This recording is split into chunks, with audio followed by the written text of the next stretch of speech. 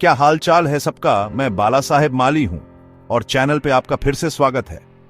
अगर आप forex trading शुरू करना चाहते हैं लेकिन अलग अलग करेंसी पेयर्स देखकर घबरा गए हैं तो आप सही जगह पर हैं। आज हम फॉरेक्स की दुनिया में पूरी तरह से उतरेंगे और करेंसी पेयर्स के बारे में आपको जो कुछ भी जानने की जरूरत है उसे समझेंगे, मेजर्स से लेकर एक्सोटिक्स तक। चलिए सबसे पॉपुलर करेंसी पेयर्स के साथ शुरुआत करते हैं।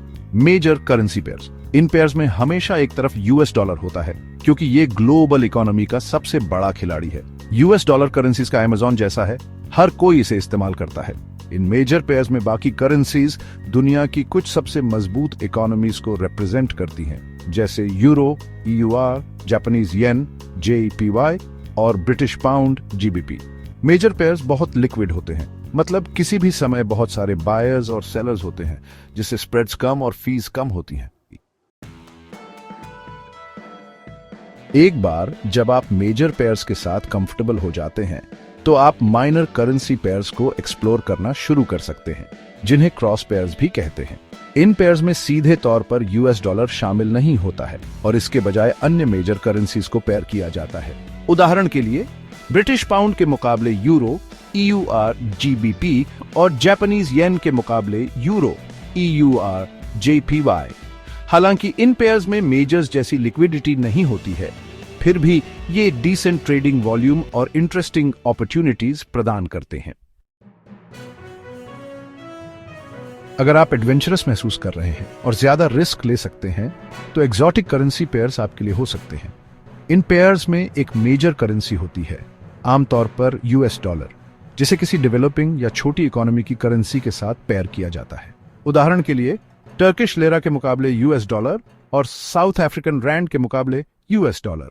ये पेयर्स बहुत वोलेटिल हो सकते हैं, मतलब प्राइसेस बहुत ज्यादा ऊपर नीचे हो सकते हैं, इसलिए आपको वाकई में पता होना चाहिए कि आप क्या कर रहे हैं।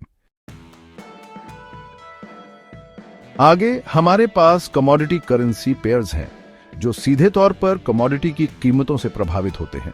इन पेयर्स में आमतौर पर उन देशों की करेंसीज शामिल होती हैं जिनकी इकोनॉमीज कच्चे माल जैसे तेल या सोने के निर्यात पर बहुत ज्यादा निर्भर करती हैं।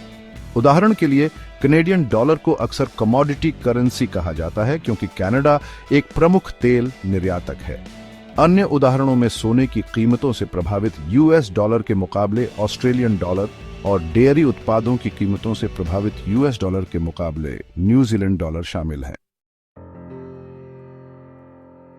अंत में हमारे पास सेफ हेवन करेंसी पेयर्स हैं। वैश्विक अनिश्चितता या आर्थिक उथल पुथल के समय में ये पेयर्स अपनी वैल्यू बनाए रखते हैं या मजबूत भी होते हैं।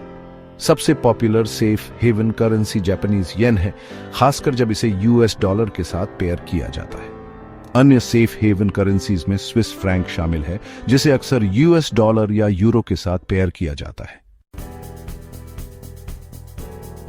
तो लीजिए फॉरेक्स मार्केट में विभिन्न प्रकार के करेंसी पेयर्स का एक क्रैश कोर्स।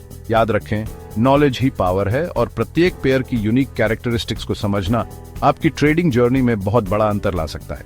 अगर आपको यह वीडियो हेल्पफुल लगा तो लाइक बटन दबाना ना भूलें और फॉरेक्स कंटेंट के लिए चैनल को सब्सक्राइब करें और नोटिफिकेशन बेल दबाएं ताकि आप आगे के अपलोड्स मिस न करें। देखने के लिए धन्यवाद और मैं आप सभी से अगले वीडियो में मिलता हूं।